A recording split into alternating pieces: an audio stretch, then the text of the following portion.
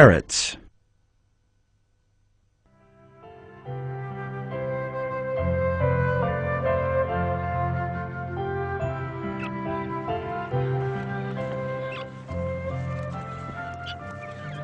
These are young Australian parrots. Each of these chicks was born 5 days apart. This is why they look so different. The first chick to hatch from the egg is much bigger than the last one. But the mother parrot is very fair. She gives each chick the amount of food it needs.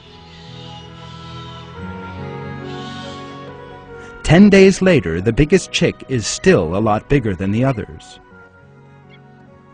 But, miraculously, it shares its food with the smallest and the weakest of its siblings, and feeds it from its own mouth. Why does this little chick show such self-sacrifice? Why does it give food to its weak brother? Those who claim that animals just think about themselves could never explain the reason for this benevolent behavior. But as you see, even a little bird shares its food at the right time with its smaller and weaker brother.